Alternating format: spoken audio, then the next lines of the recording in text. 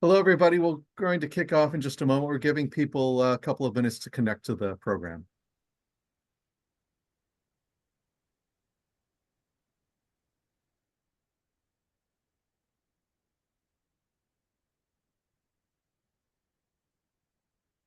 Hello, everybody. We're waiting for people to connect. We'll start the program in just a moment.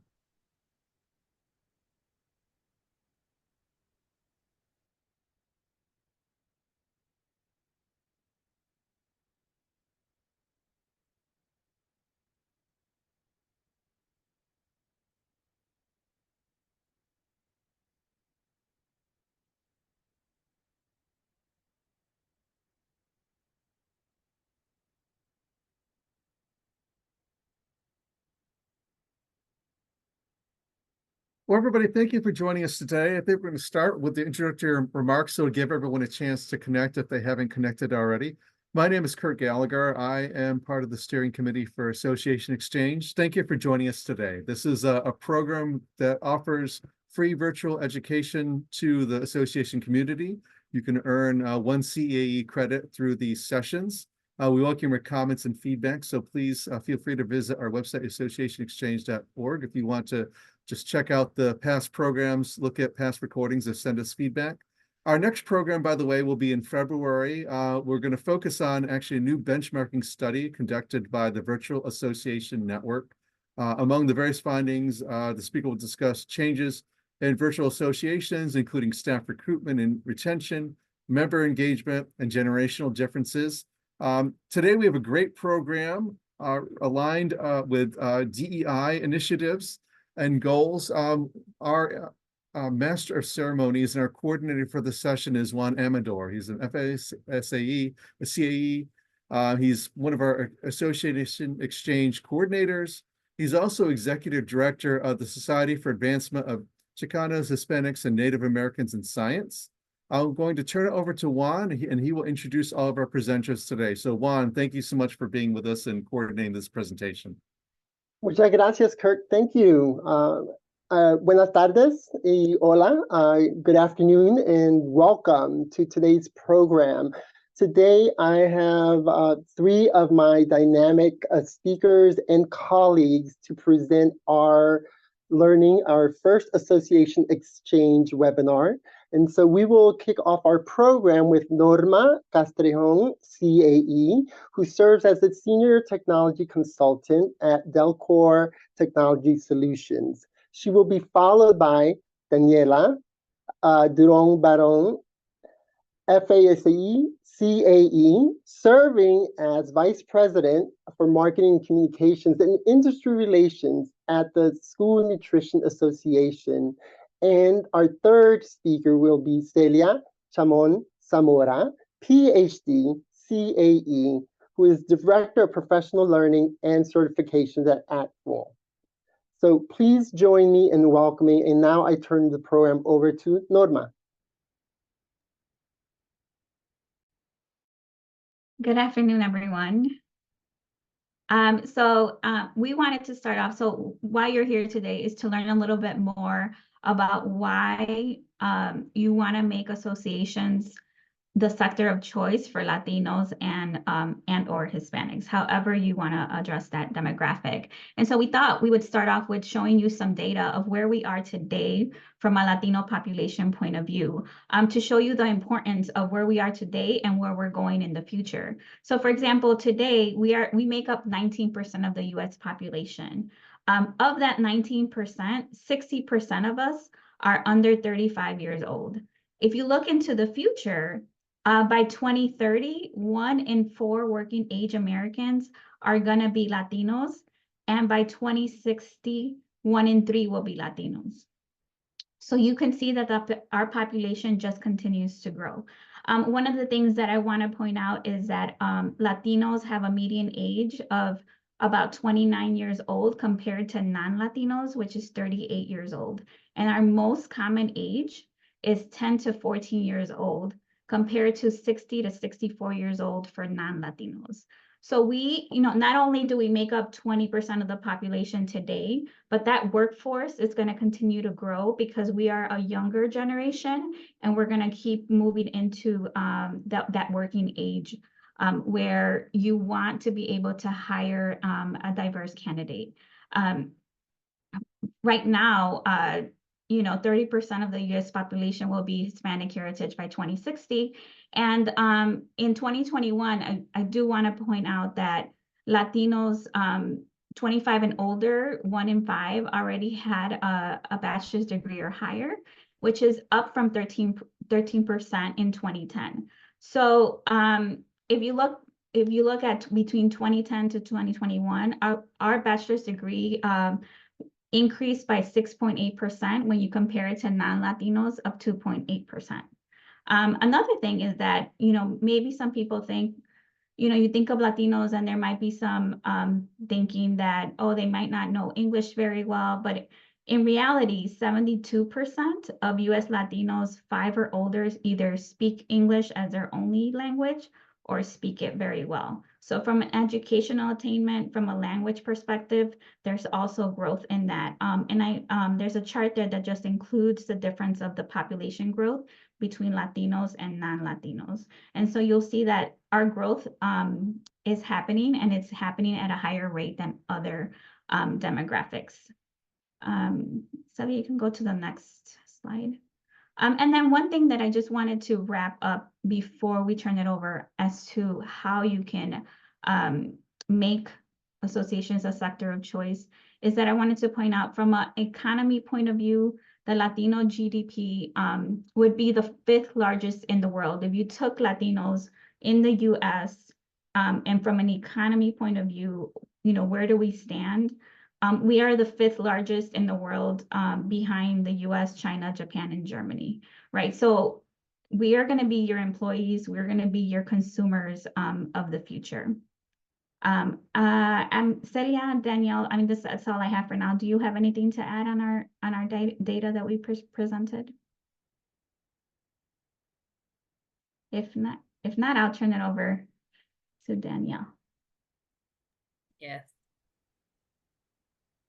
Thanks, Norma. Can you hear me? Yeah, perfect. No, I love the data because it really sets the scene. Because when we talk about we're everywhere and we're still invisible, that's what it is. And then when you present it with the 5th largest economy, if you were a country, and expanding, and I love how your data help us really dispel some of the myths. They don't speak English. They don't have bachelor's degrees. That's no longer the case anymore. And with the new generations coming, our generations are coming, becoming more and more diverse and multicultural. And it's something that we have experienced in our cultures for quite a long time. So it's great to see the whole country kind of coming in that direction. So, on that note, we wanted to bring up why it's so important to kind of cater, because as Norma said, we are your clients, we are your members, we are your staff too. And what we hear a lot is that we're trying, but we can't hire Latinos. And of course it can be different and in different places of the country. But right now the populations, and I think I've in places that I had not seen Latinos before, I'm certainly seeing them now. So there are ways to do it.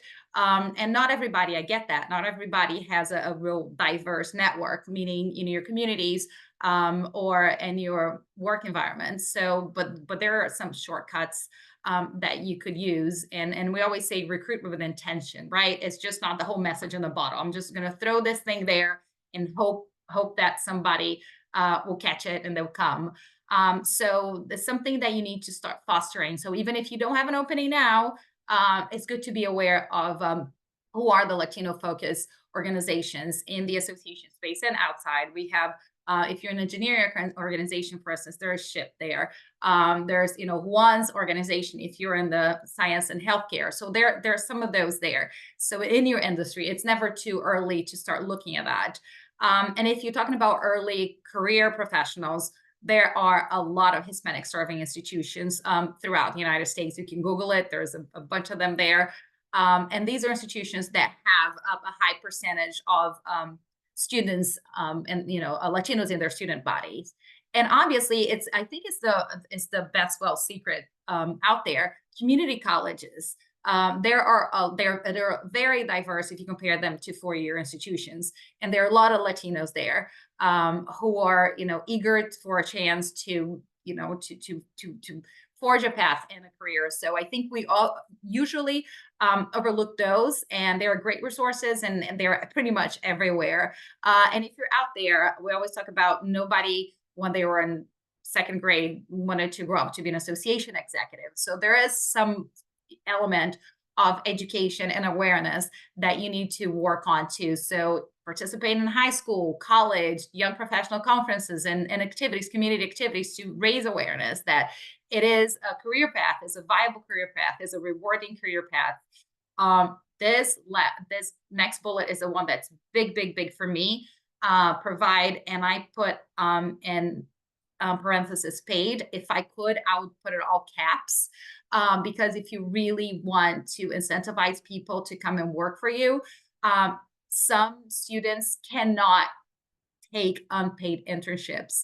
The New York Times had a huge article yesterday about the fast food giants really taking advantage of child labor and their violations. These kids are going to school and they're working endless hours and in those places. So that means that they cannot forego a paycheck at the end of the month. So if we can all do our part and try to pay them, we don't have to pay a ton, but minimum wage for the couple hours that the interns are going to come to your organization, that would really go a long way into making it possible for some people to join your organization, to have a taste of what you have to offer. And obviously apprenticeship and work study programs are a great way to get people who would otherwise not consider a career in associations.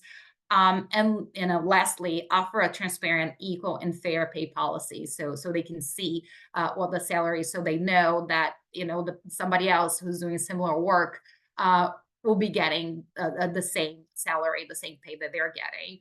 I think these are very important things, and we were preparing for this webinar. This is we have obviously this webinar is here for Hispanic and Latinos. But who would not benefit from a transparent, equal, and fair pay policy, right? I think that can be applied throughout. Norma, Celia, anything that I may have not mentioned that you want to throw in? No, the only thing I'm going to say is that there's some of those Latino focused organizations like the Hispanic Alliance of Career Enhancement and Alpha. They really target like even new careers. So if you reach out to them, that is what they do. They are focused on finding Latinos and building up their career for them. And I'll throw in links for that so that you have them to reference. And absolutely, in a profession or an organization where there has not been that much representation of Latinos, it is our job to go to them, to bring them forward and to invite them. We can't just expect them to show up. We have to go to them. And that's why going to HSIs are so important. Yeah, well, thank you. Thank you for those. And then once you get them there, right, how do you make them stay? Because you spend all this time and a lot of effort trying to bring people in. And if you don't give them an environment where they can grow, they're going to leave, and, they want to develop their skills and really enhance their career. So training is key here, and being really vocal about your commitment to their profession. And sometimes we talk a good talk, but let's walk the walk too. Purchase a membership. I mean, ASA is pretty, easy to do that because we have an organizational membership, but it's also go beyond that. Tell them, because I've been in an organization that had the organization thing, and because I'm very nosy, I went up many years ago, right? I went up and I said, "What is it? What can I do?" Because they bought it and they sat on it, and I think a very exclusive few had access to it, but it was not something that was socialized or shared with all staff. And I don't know the reasons, but there's no reason not to do it, right? So there are plenty of free resources. Collaborate's a great thing. A lot of the organizations have obviously the paid training, but there's a lot of free content that you can get that you can give people access to so they become acclimated, right? Once they're there, you should totally pay for them to go to the conference, to attend a webinar, because you want to partner with them, right? More and more in leadership roles, and even if you have a direct report, you want them to know that you're investing in them, that you're their coach, right? They can come to you. And obviously their association, Latinos, and the ASA Hispanic Association Executive Community that's out there and collaborate. So I'll give an example. Somebody hears about the organizational membership at ASA, they join, they don't know the group for Latinos exists. So if you don't tell them, they won't know. And sometimes they might see it and they don't know what it means, and they won't take advantage of it. So intentional and hands-on on their training. And also the last topic, the last bullet there, I was talking about this. We have a lot of emphasis on YPs, which I think is great, but I think it's obvious to a lot of us that many of us have come to associations as a second or even a third career.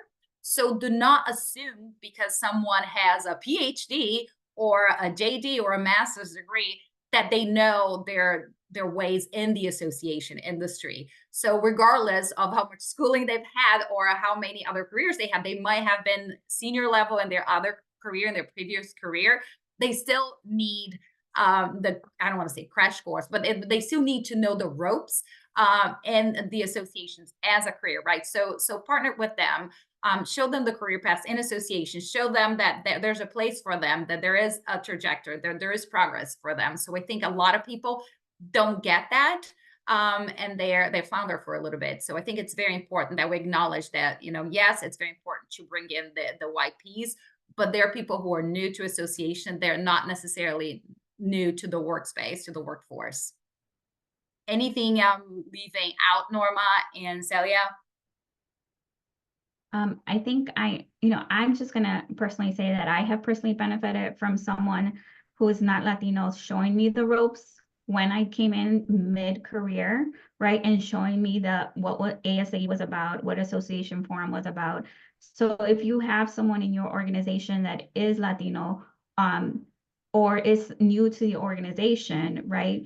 Take them in, mentor them, sponsor them, make sure that they get those opportunities to attend these events, and then start building a network from there, right? Because I think we've all met, we've never worked together, but we all met because of ASAE and the networking that happens. And I'm also just gonna throw in the links for Association Latinos. I'm a co-founder for that organization, and it's a good way for your staff or anyone to join a community of people that work in associations. Yes, thank you, Norma.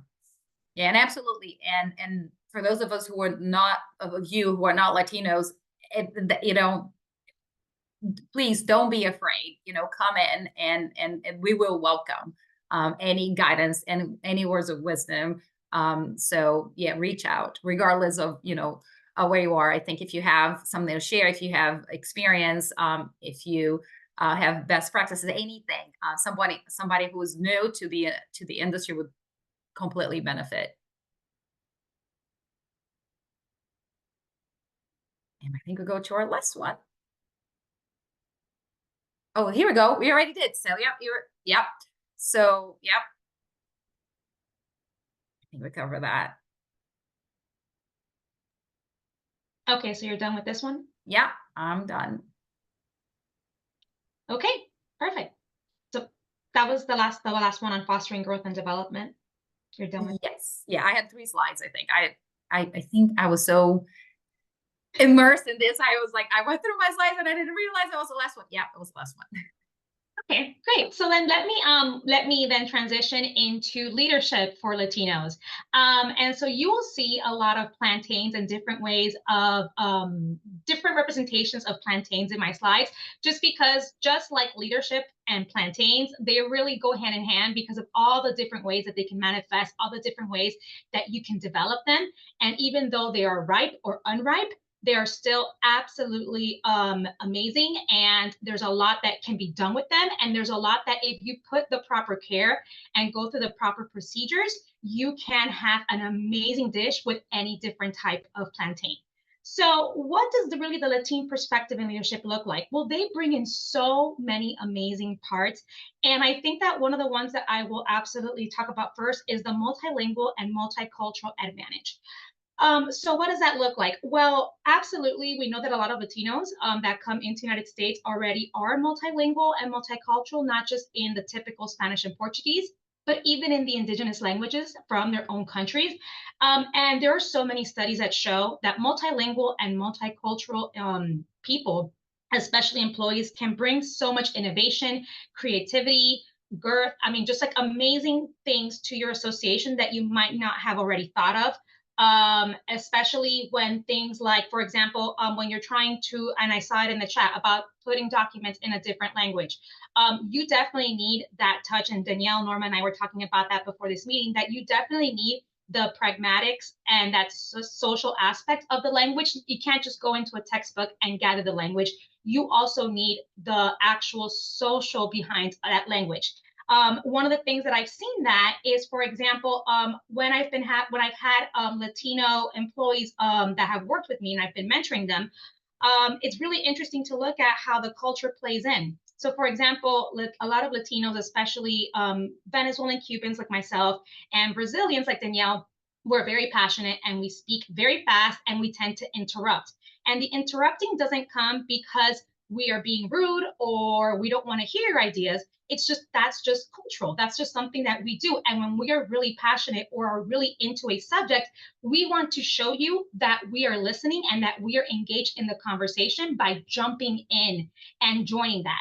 And I've had to kind of coach my employees saying, well, it really depends on who you're talking to, because I used to be a Japanese professor, and in Japanese cultures, it's seen as extremely rude to interrupt somebody as they're talking to you. In fact, all they will do for the entire conversation at times is just kind of say yes and nod until the very end, and then they will give all of their thoughts. So having these two different cultures kind of talk in a business setting can lead to a lot of misunderstandings and a lot of issues if it's not really handled correctly. So having a Latino leader who can coach a Latino employee saying, hey, they're absolutely valid in what you are bringing to this. This is amazing. However, when you are talking to people from other cultures, whether it's an Arabic speaking, client or a Chinese speaking client, please, keep in mind that the interrupting might be considered rude in their culture. So let's kind of, and then you're able to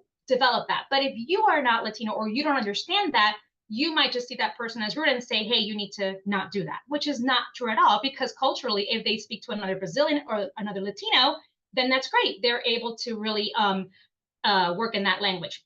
Another part that I find really interesting is the family values in leadership. And what I mean by that is that Latino family values are somewhat different than typical American family values. And I'm not talking about how we don't love our families, of course not, but even the thought that when your parents are of retirement age, in a lot of Latino communities and a lot of Latino cultures, it is expected that they come live with you or the eldest daughter or the eldest son. And so a lot of cultures that don't understand that that is a really big driving force in terms of economy and money, or even just understanding in the culture.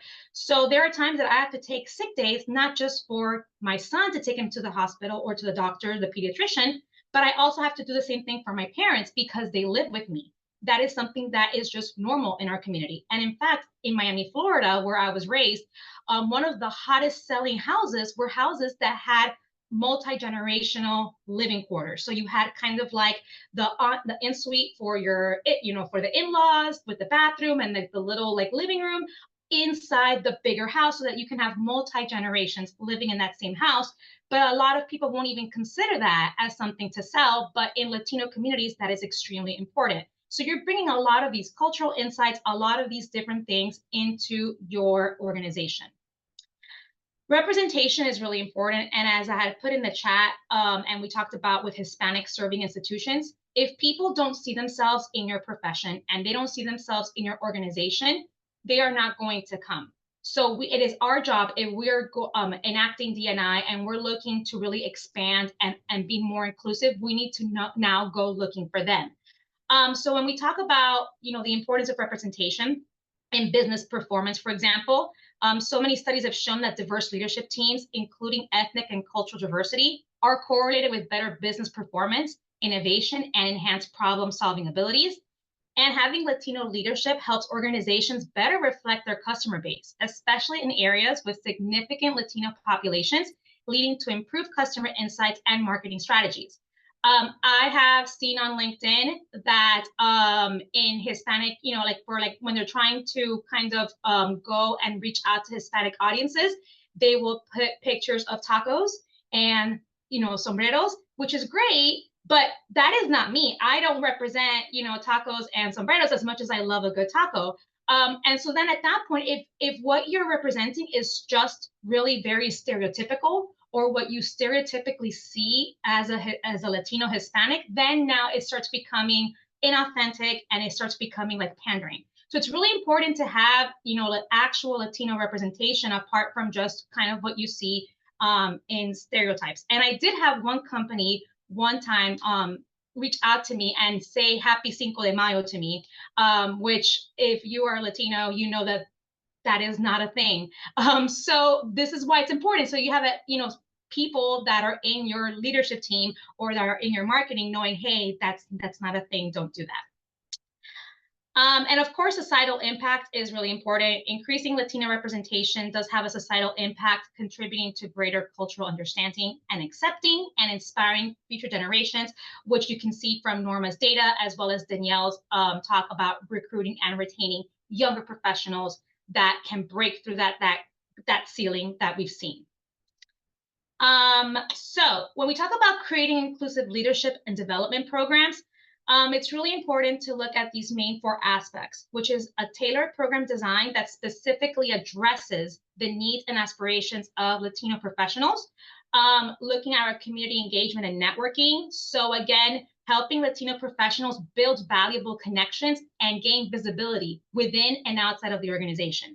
As Danielle said, a lot of these Latinos might be first generation immigrants like I was, or second generation, but that their parents still didn't know how to navigate the system. So when you don't know how to navigate the system, or you haven't been here long enough in order to really build these connections or these networks, you don't know how to necessarily network. I had to teach myself how to network.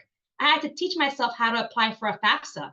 I had to teach myself how to apply for a university or even look at what any of those things were. My parents couldn't help me. In fact, I was helping my parents navigate a brand new country with politics and with language barriers. So we really need to think about the fact that we need to give visibility and really push these Latino young professionals forward. Apart from that, make sure that our PD has cultural relevance in it for these Latinos, such as workshops or navigating cultural dynamics in the workplace, leadership training that really acknowledges these diverse cultural backgrounds and not just assumes that they have, generational wealth. I remember I went to a financial professional development and they said, when you inherit your parents' house or when your parents, pass away or when your parents are ready to sell their house, make sure that you do this, and this with your money. There is no generational wealth. My father was an immigrant from Spain to Cuba because of Franco. My mom was an immigrant from Cuba to Venezuela because of Castro. My parents emigrated Venezuela to the US because of politics. So we are the first generation that actually has stayed in that same country in over 3 generations. So there is no generational wealth for us. So for you to tell me in a PD that this is how I can invest my money when my parents passed down their house, that's non-existent. So we really need to think about the fact that if we're trying to be inclusive in our leadership and our PD, to keep kind of these things in mind. And of course, just feedback and continuous improvement, which as Danielle mentioned and Norma mentioned, this is really good kind of, standard operating procedure for all of your, employees and all of your professionals, but still also very good specifically when targeting Latinos. And of course, when we're talking about mentorship and sponsorship, it's really important to build the confidence and again, to navigate this culture of networking, of being able to make these connections, of really being front and center. Because for a long time, we've been told that we don't have a place at the table. And now in the last, few decades, we're finally seeing ourselves in these positions of power. But for a very long time, we weren't. So it's still kind of hard to not see ourselves be, pushed down. So it's important to really make sure that we are pushing our Latino employees and our Latino mentees, front and center. And when we're looking at sponsorship, to ensure that we are constantly introducing them, to constantly push them forward. I owe so much to Norma and Association Latinos, as well as Danielle, to really, when I went to ASAE for the first time, I'm like, Danielle, introduce me to people I know nobody. And she just grabbed me and introduced me to everybody, kind of like a wingman. And especially Juan, who really introduced me to being able to be on committees and to inspire me to get my CAE. All of these things wouldn't have been possible if I didn't have Latinos at the top, kind of stretching their hands out saying, hey, come with us, come grow with us. So it's really important to have mentors and sponsors that are Latino, that have been there, that can really raise ours up and let us see ourselves in these roles. I can guarantee you that 10, 15 years ago, I would have never seen myself as a CEO. And now that is the path, the trajectory that I have moving forward. And lastly, I'll leave you with this. One of the things as Latino professionals that we see is the overcoming barriers and challenges. Again, I really briefly talked about the cultural misunderstandings. A lot of time, access to opportunities is a big deal. I have been told in meetings that every time that I start getting a little heated in a meeting or a little too passionate, I'm told, oh, you need to stop being so loud. You're the typical Latina. Or I was told once in a meeting that I needed to take my hoop earrings off, so I no longer wear hoop earrings at meetings. So a lot of these kind of stereotypes that happen are still seen even in leadership roles. So it's the more diversity that we have in our leadership roles, the fewer these microaggressions will happen.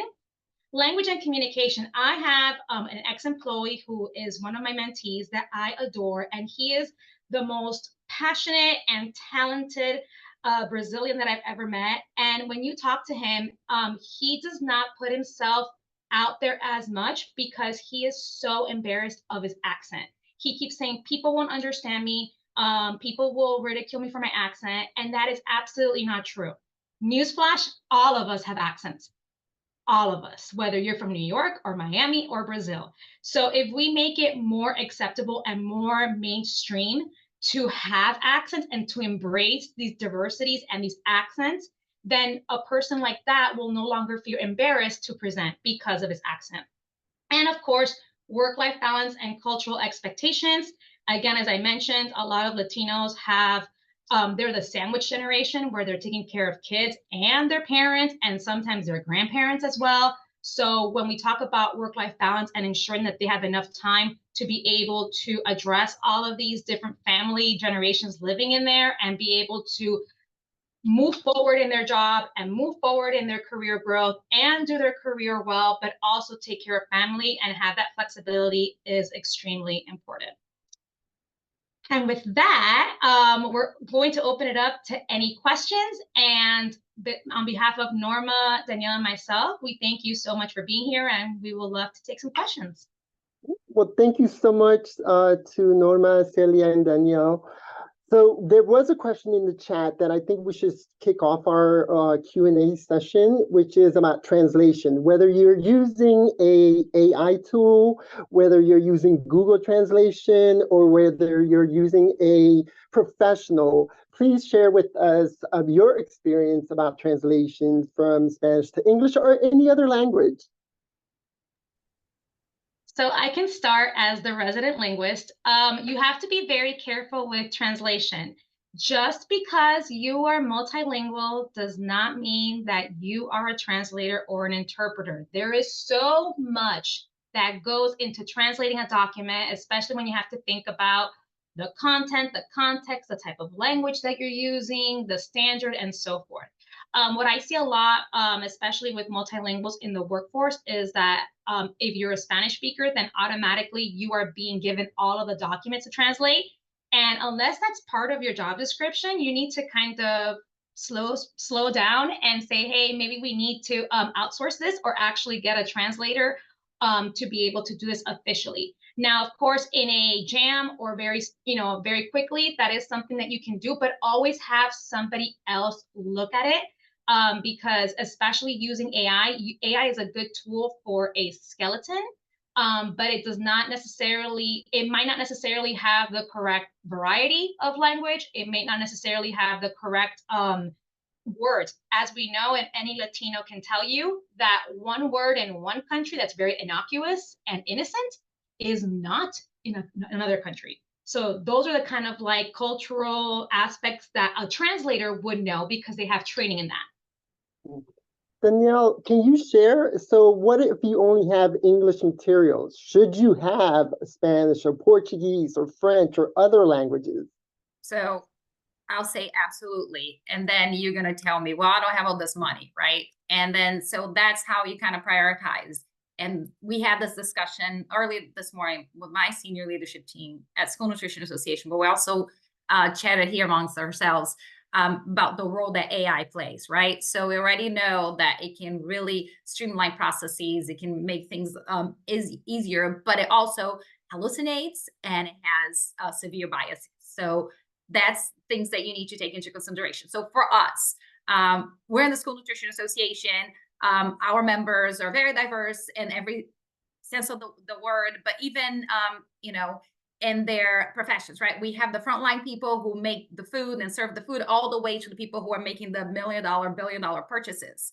So, and more we're seeing that more Latinos are part of the association. That's where we want to go. So we start having conversations about translating the website. And one of the things that kind of like killed me when we started this conversation was like, well, if we translate stuff to another language, then they're going to see the website in Spanish. And then they come to the conference and they're going to think everything's going to be in Spanish. And then I had to kind of like hold my laugh. I'm like, no, they don't. We're the only people who expect everything in their language are the English speakers. So as the only person in this discussion that grew up not speaking English, I can assure you. But so I think that's when the prioritization comes, right? So we chose everything we do in Spanish is translated by a human and edited by a human, because the perception and the message that you're sending out is everything, right? So you don't value me enough that you attach a dollar figure to what you're trying to do. So I think it's very important. And we also did the plugins on our website. So if you go to the School Nutrition Association website, you go, I think we have 6 or 7 languages. You can do everything, but then you just clutter your website. And then, of course, the number one is Spanish, but we have Portuguese and all that. And those are obviously AI. It was a plugin. And at the beginning, we got a lot of resistance because people did not know how these things worked. So all of a sudden, we had board members questioning, is that even feasible? Is it the cost the association could bear? And, once it was all said and done, I was very happy to come back and say, yes, we did it for $523. So now you have a website and people know that's AI, right? So, but I was surprised about how good it is. Because we go into, in Portuguese and of course there are things that you can't translate. That's why you hire a translator. But if you knew nothing, if you came and you thought, what do these people even do? I can guarantee when you leave the website, it's an association, you know what we do, and you know the benefit that we deliver to our members.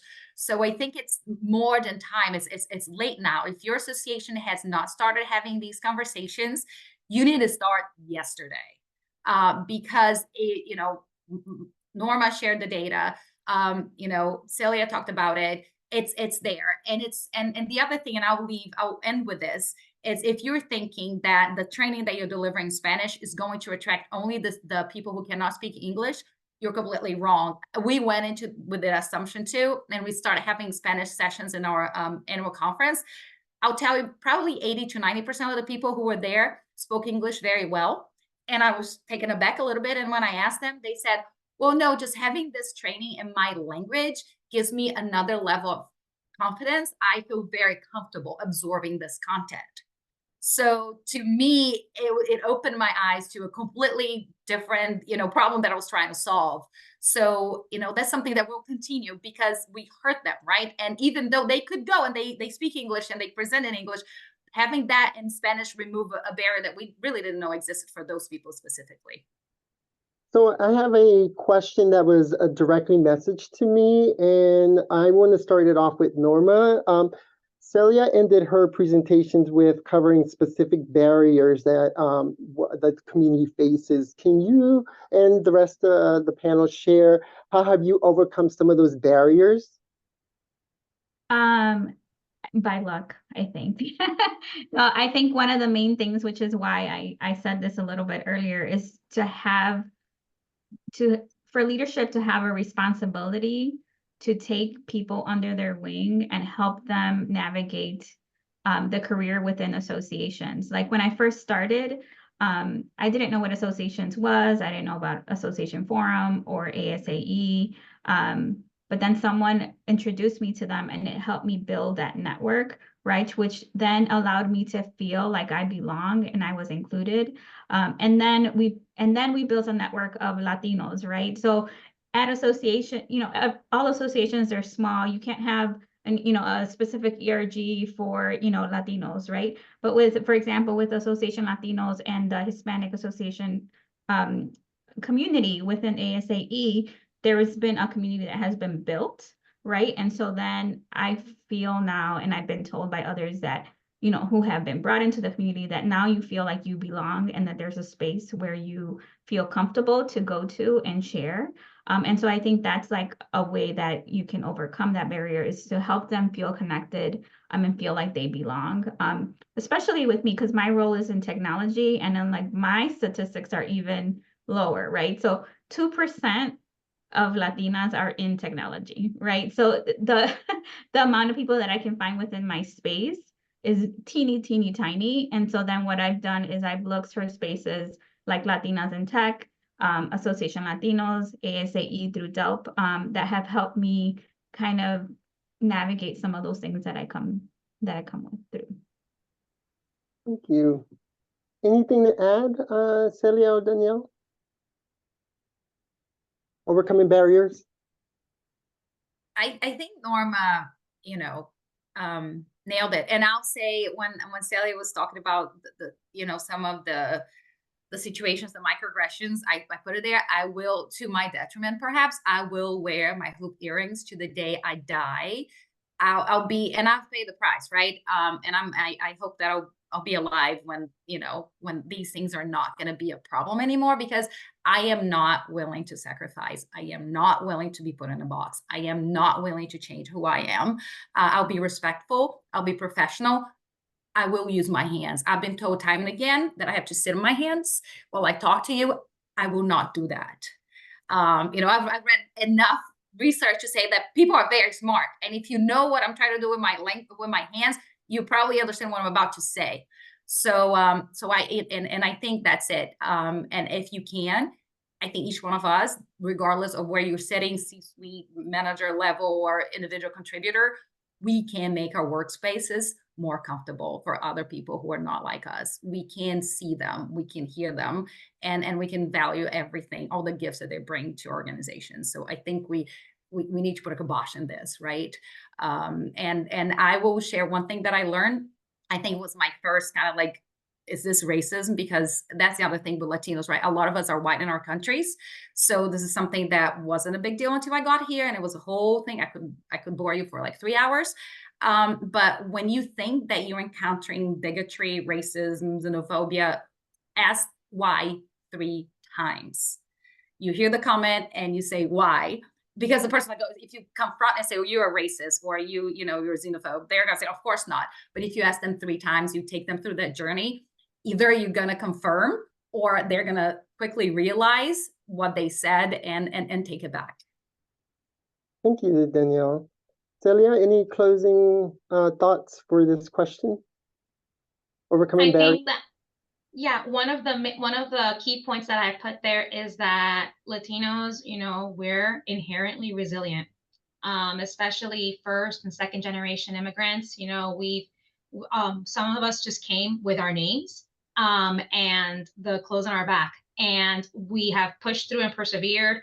My parents sacrificed a lot for them to get me here. And I think a lot, so if you ever watched the movie Encanto, I think a lot of Latinos sobbed during that movie, because it's one of those things that it really speaks to you, because you have so much pressure that it's like your parents gave up everything to bring you here. So now you have to be the perfect child and the overachiever and really push through and push through. And as I say this, my mom just brought me cafecito. Gracias, mommy.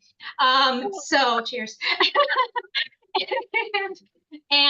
So how could I not go up the distance and become a director and become a girl boss and get my PhD to really show my parents like your sacrifice paid off? So despite all of the barriers and the microaggressions, it just made me stronger and more resilient.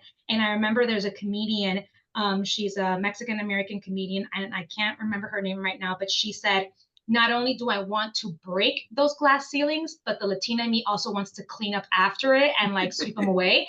But that is exactly what it is. Like, we are resilient and we're here to stay. Well said. Thank you for summarizing that. We are at time, so I'm going to invite our colleague, Adam. Juan, just wow. What a terrific presentation today, and thanks so much for putting it together. Just always blown away by the rich knowledge available in this community, and we're all so lucky to be able to tap into it.